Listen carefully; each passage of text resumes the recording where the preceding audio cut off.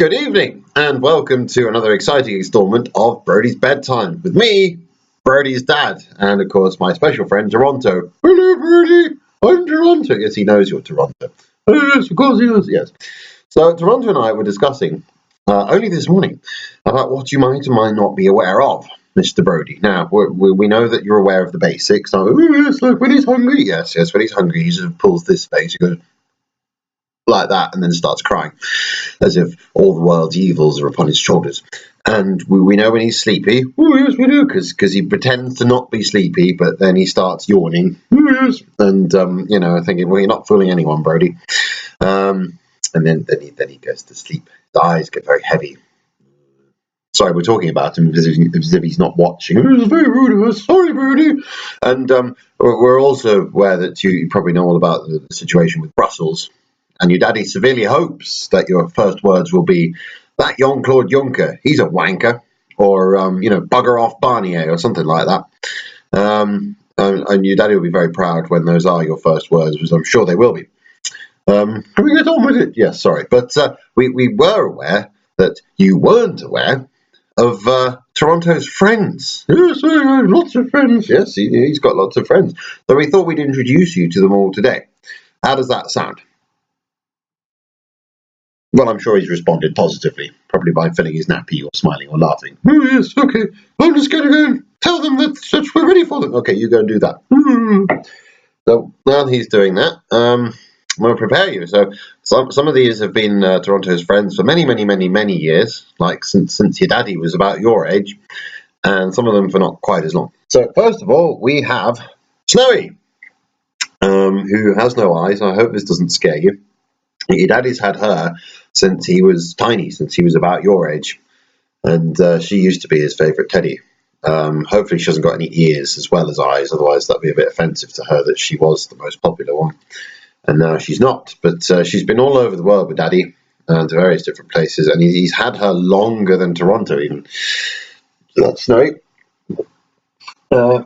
We have Marmot. Yeah, him. I think he's from Norway. He's a marmot, which is a creature from the sort of northern parts of Europe. And, they just like to call it the North rather than the northern part of Europe. So it's very, thank you. Bit of information there. Who else have we got? We got Toronto. Oh, you know Toronto. Sorry, bit silly. We have a moose from Sweden. As you can see, it says Sweden. I'm not just collecting teddy bears from Nordic countries. Your daddy's had this since he was in his 20s, so for quite a while. This is Bruno. As you can see, he's got his bow tie on, which matches his paws. And he's very little. And look, you can turn his head all the way around, like the girl from The Exorcist, and he'll start doing that thing with the crucifix, I'm sure, and vomiting green slime. Yeah, and he did say that about the guy's mother as well. And his own mother, yeah. So that was not nice. You'll see that film when you're older, I'm sure. Actually, by then they'll have probably remade it badly. As is the way. Okay, this is Haddo.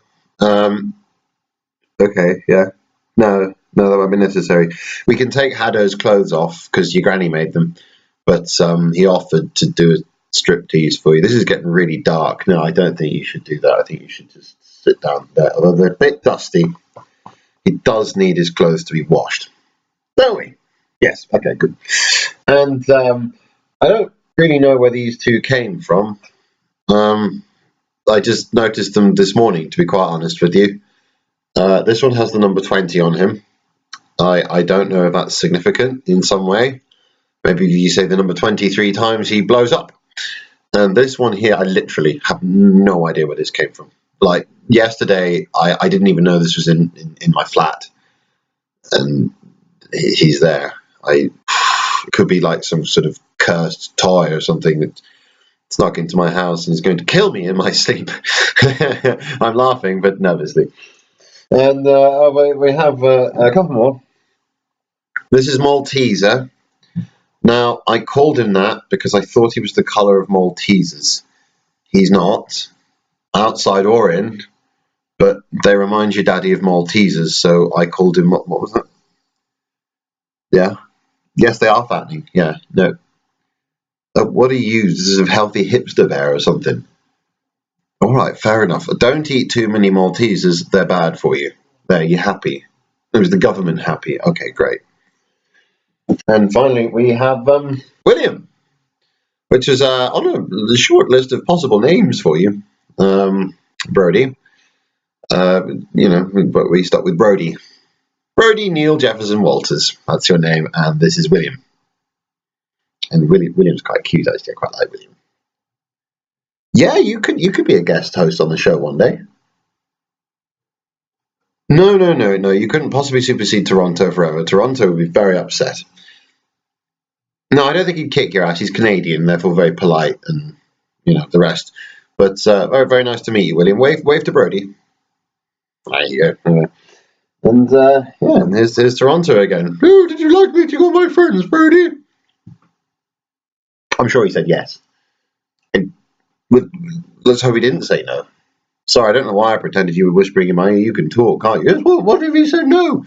Well, I'm sure if he said no, then A, we can assume he's being very rude, and B, I'll be very pleased because he's starting to talk. It's not quite there yet. He can only just hold his head up, you see? Hold his head still. And we've heard, Brodie. Oh, yes, we have. You've been sitting in your high chair. Well done. It was very exciting. And when Daddy comes to visit you next, you're going to eat some proper food. Yeah, we're going to be feeding you some proper food rather than just formula. So you have a think about what you'd like as your first meal with your daddy, and he'll come down and cook it for you and feed you it. And that'll be very exciting for both of us. Won't it? Oh, yes. Well, I won't be coming. Can I come this time? No, you can't. But anyway, I wish you a very good night. Your daddy misses you lots and lots, and he loves you even more. Mummy's been sending you pictures, and she says you're very, very heavy now. 18 pounds. You are turning into quite a big boy, aren't you? Your daddy was quite a big boy as well, so you'll be a bit of a bruiser. And, you'll like to eat. There's nothing wrong with that. Both your mummy and your daddy like to eat. It is a fine thing to do, and it kind of keeps you alive. So, a good night from me. And a good night from Toronto. Good night, Brodie. And you sleep well, and we'll see you next week on Brodie's Bedtime. Bye. Bye.